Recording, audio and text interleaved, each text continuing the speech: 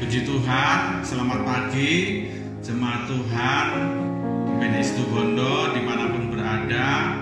Pagi hari ini saya percaya kalau kita sudah melewati sepanjang malam hingga siang pagi, itu semua karena kemurahan dan kebaikan dari Tuhan Yesus Kristus. Mari hari ini kita naikkan ucapan syukur kita kepada Tuhan karena atas kasih dan kemurahannya kita selalu ada dalam keadaan yang baik, dalam keadaan yang sehat. Puji syukur kepada Tuhan Yesus. Mari pada pagi hari ini sebelum kita beraktivitas, menjalankan aktivitas kita sebagaimana biasanya, kita akan membaca beberapa ayat firman Tuhan malam untuk santapan kita pada pagi hari ini. Puji Tuhan. Santapan pagi hari ini saya akan berbicara tentang hidup yang berjalan dengan Roh Allah.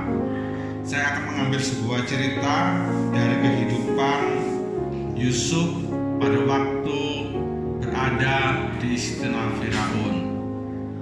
Kita mengetahui bahwa pada waktu Firaun dia bermimpi dan dia mengalami sebuah kesulitan, bagaimana mimpinya tidak dapat diartikan oleh orang-orangnya dari Firaun, dan bagaimana mimpi dari Firaun itu akhirnya dapat diartikan oleh seorang yang bernama Yusuf. Dan kita sudah mengetahui ceritanya.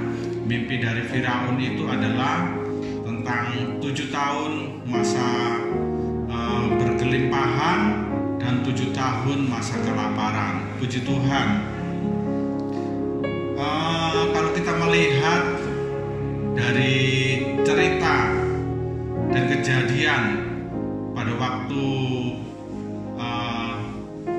Firaun mengalami masa 7 tahun kelimpahan dan 7 tahun masa kelaparan, di sini mungkin orang dapat mengartikan bahwa melalui mimpi Firaun pada waktu itu, mimpi ini dapat menyelamatkan seluruh bangsa Mesir dan juga dari bangsa-bangsa lain pada waktu itu. Dapat dikatakan bahwa seluruh dunia terselamatkan oleh karena mimpi Firaun. Tetapi pada pagi hari ini kita mau melihat sebenarnya ada hal yang luar biasa lain. Bukan mimpi itu yang menyelamatkan dunia pada waktu itu, yaitu Mesir dan bangsa-bangsa pada waktu itu, juga keturunan dari Yakub yaitu Israel. Tetapi yang menyelamatkan yaitu karena Yusuf hidupnya berjalan dengan Roh Allah. Kalau tidak ada Yusuf yang hidupnya bergaul dan hidupnya berjalan dengan Roh Allah, saya percaya mimpi itu tidak dapat diartikan, tidak ada seorang pun dapat mengartikan, sehingga bencana kelaparan itu pun akan terjadi, dan tentunya itu menjadikan suatu wabah dan banyak orang-orang yang mati karena kelaparan. Puji Tuhan.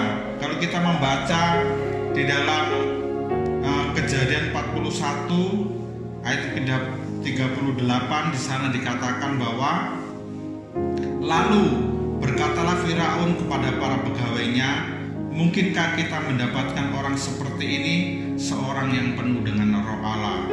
Puji Tuhan, seorang raja yang besar, seorang raja yang memiliki kedudukan sangat luar biasa, dan tentunya Firaun adalah orang tidak mengenal Tuhan pada waktu itu. Dia bukan keturunan dari Yakub, orang Israel, dan dia tidak tahu tentang kebenaran firman Allah. Tetapi kalau kita membaca dalam Kejadian 41 ayat 38 ini dikatakan bahwa mungkinkah kita mendapat orang seperti ini, seorang yang penuh dengan Roh Allah. Berarti Firaun mengakui bahwa Yusuf itu adalah orang yang penuh dengan Roh Allah, orang yang penuh dengan Roh Kudus, bahwa Roh Allah itu ada di dalam kehidupan dari Yusuf. Nah, makanya Yusuf dapat melakukan hal-hal yang besar di istana Firaun pada waktu itu.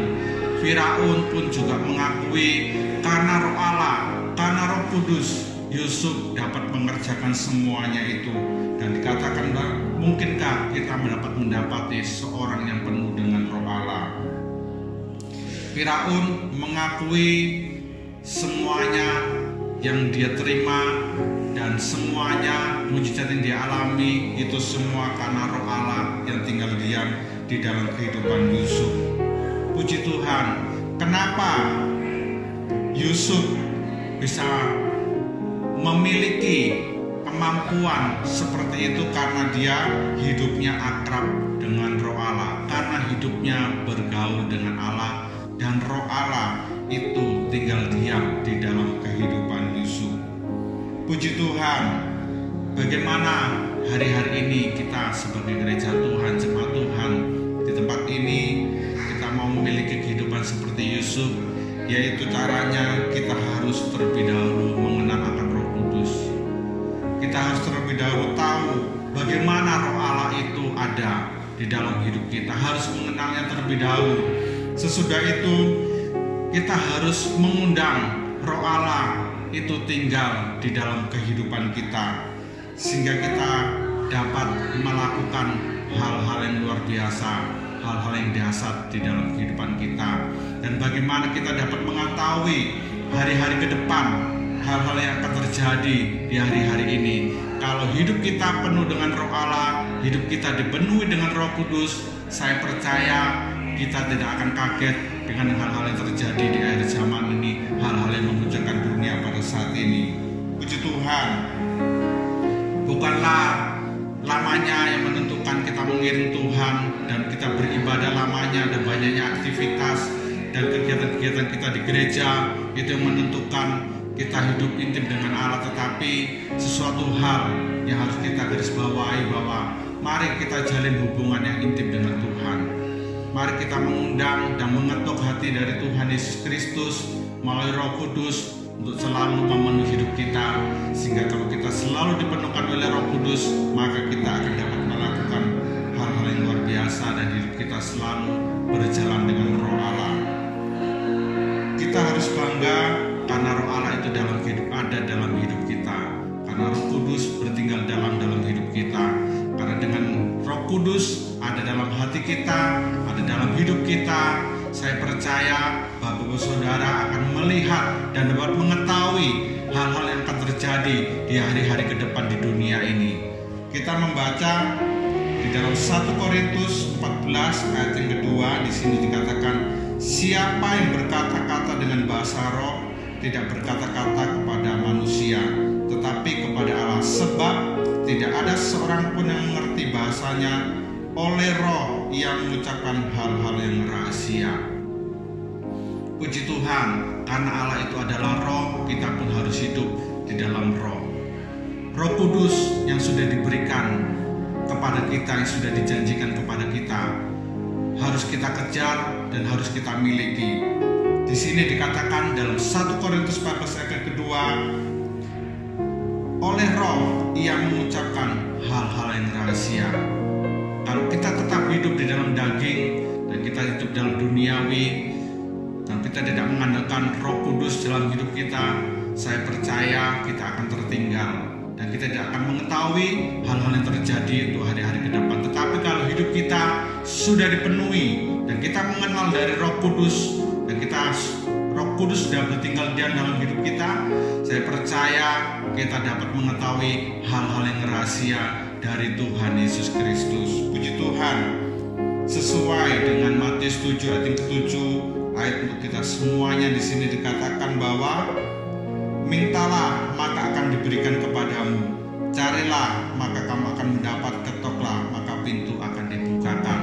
Puji Tuhan, pagi hari ini saya menganjurkan kepada kita semuanya, jemaat GBD Situbondo, mungkin hari-hari ini kita masih hidupnya jauh dari Tuhan. Kita masih hidup dengan kekuatan kita, kita masih hidup dengan mengandalkan pikiran kita, dan kita hidup tidak bersama-sama dengan Roh Kudus. Kita hanya mengandalkan kekuatan kita. Mari pagi hari ini saya mengajak kita semuanya, kita panggil, kita kenali Roh Kudus, kita kenali Allah. Kalau kita sudah mengenali dan kita sudah mengerti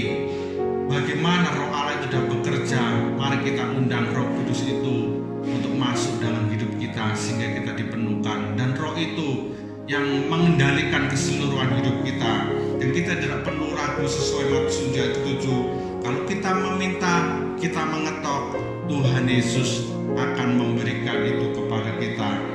Jadi kalau kita mau tahu rahasia hal-hal yang disampaikan di akhir zaman ini, hanya satu caranya, yaitu kita harus hidup berjalan dengan Roh Allah, berjalan dengan Roh Kudus. Puji Tuhan. Sekian santapan firman Tuhan pada pagi hari ini. Saya yakin hari ini mari kita lewati saat ini hingga sampai hari-hari ke depan bersama-sama dengan Roh Kudus yang akan menuntun hidup kita. Puji Tuhan, Tuhan Yesus memberkati kita semuanya. Haleluya.